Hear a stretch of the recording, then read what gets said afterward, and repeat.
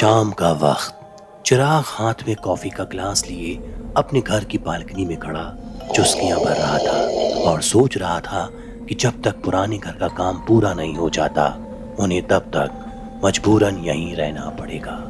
चिराग इस कुछ दिन के ठिकाने से ज्यादा खुश नहीं था क्योंकि यह घर काफी छोटा था और यहाँ उसका कोई दोस्त भी नहीं था। तभी अचानक उसे अपने सामने वाले घर की बालकनी में एक खूबसूरत सी लड़की नजर आई।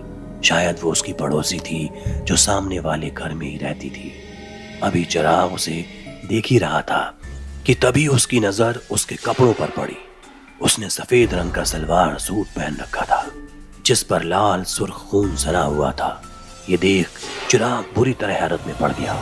उसने दोबारा एक नजर उस खूबसूरत लड़की को देखा तो मालूम चला कि उसके पेट में एक चाकू घुसा हुआ है जिसने आधे से ज्यादा उसकी कमर को चीर दिया है, जहां से खून पानी की तरह रिस रहा है। जब चिराग की नजर उसके चेहरे पर पड़ी तो उस लड़की की आंखों में आंसू थे और वो अपने दोनों हाथ चिराग की ओर फैला रही थी, मानो वो उससे मदद मांग रही हो। चिराग ये देखकर बुरी तरह सहम गया। इस मंजर ने इस कदर उसे खौफ में डाला कि उसके मुंह से जोरदार चीख निकल गई। चिराग की मां ने उसकी चीख सुनी और फौरन दौड़कर उसके पास आई। चिराग की हालत बेहद खराब थी। उसके मुंह पर पसीने की परत थी और दोनों आंखें खौफ में गर्क। वो लड़खड़ाते लफ्जों से मां को बहुत कुछ बताना चाहता था लेकिन उसकी जुबान से कोई लफ्ज नहीं निकला। मां ने उसे शांत कराया और पूछा कि आखिर क्या हुआ।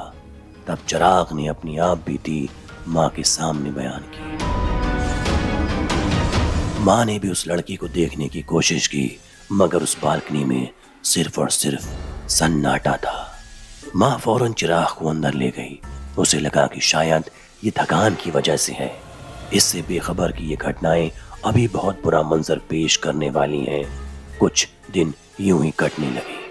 चिराग को अक्सर लगता कि उस घर से कोई उसे घूर रहा है। कोई आधी रात बालकनी में खड़ा होकर आवाज लगा रहा है। वो माँ को भी ये सब बताता मगर माँ की लाख कोशिशों के बावजूद भी उसे ना ही कुछ नजर आता, ना ही उसे चिराग की इस हालत के पीछे की वजह समझ आ रही थी। एक रात चिराग को बाजार से लौटते हुए देर हो गई। वो करीब रात 12 से 1 बजे के बीच घर पहुंचा। अभी घर के दरवाजे पर दस्तक देने ही वाला था कि तभी उसे अचानक महसूस हुआ जैसे पीछे से कोई उसे आवाज लगाने की कोशिश कर रहा हो। जब चिराग ने पलट कर देखा तो वही सफेद ड्रेस वाली लड़की अपने घर के आंगन में खड़ी चिराग को एक टक घूरे जा रही थी। उसकी आंखों में आंसू थे मगर आज उसका सलवार सूट बिल्कुल सफेद नजर आ रहा था। ना ही उसके कपड़े पर वो खून था, ना ही पेट पर वो चाकू घुसा हुआ। चिराग ये देख थोड़ा शांत नजर आया मगर ना मालूम अचानक क्या हुआ वो अपने घर में दौड़ती चली गई। ये देख चिराग भी हैरत में पड़ गया। उसने फौरन उस लड़की का पीछा करने का फैसला किया। वो दौड़ा और उसके घर के दरवाजे के करीब जा पहुंचा और थोड़ी देर में उसके घर में दाखिल हो गया। कुछ अजीब सी महक से घिरा हुआ था उसका घर, मानो जैसे कोई सड़ा हुआ मांस महक रहा हो।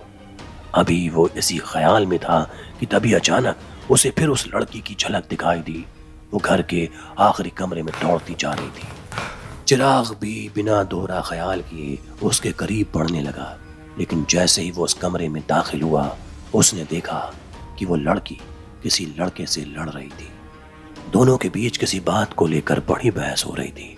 देखते ही देखते ये बहस इतनी गंभीर हो गई कि उस सफेद ड्रेस वाली लड़की ने लड़के को जोर से थप्पड़ मार दिया। इससे बौखलाया लड़का उसे जोर से गला दबाने लगा।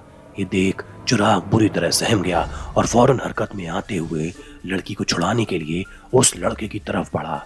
लेकिन जैसे ही चिराग ने उस लड़के का हाथ पकड़ना चाहा वो उसके आर पार हो गया। उसने 1-2 कोशिशें और की मगर ये कोशिशें भी नाकाम रहीं। उसे महसूस होने लगा कि ये जो कुछ भी उसके सामने हो रहा है वो तो बस उसका एक तर्शी है। वो चाहते हुए भी इसमें कुछ नहीं कर सकता। उसके सामने एक अतीत की कहानी वर्तमान में चल रही थी और वो सिर्फ और सिर्फ उसे बस देख सकता था।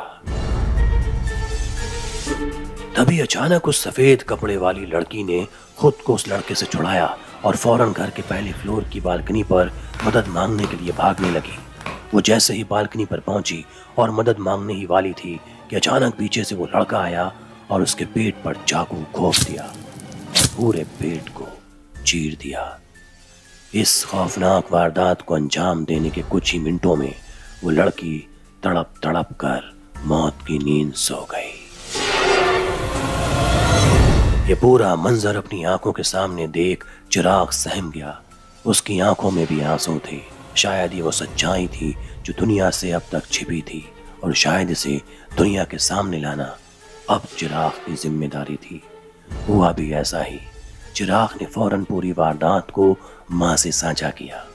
माँ को यकीन नहीं था मगर वो अपने बेटे पर विश्वास करती थी।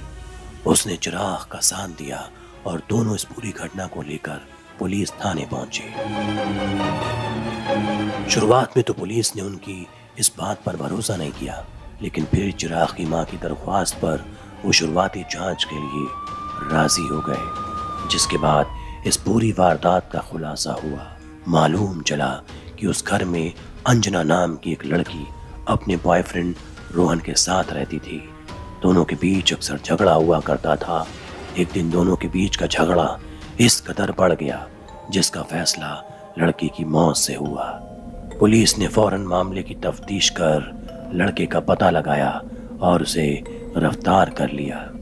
आखिरकार उस लड़की को बेरहमी से मौत के घाट उतारने वाला वो हत्यारा जेल की सलाखों के अब पीछे था। वो लड़की शायद चिराग से इंसाफ के लिए मदद चाहती थी और उसे मदद मिली भी। एक आत्मा ने खुद को अपनी हत्या का मामला सुलझा लिया।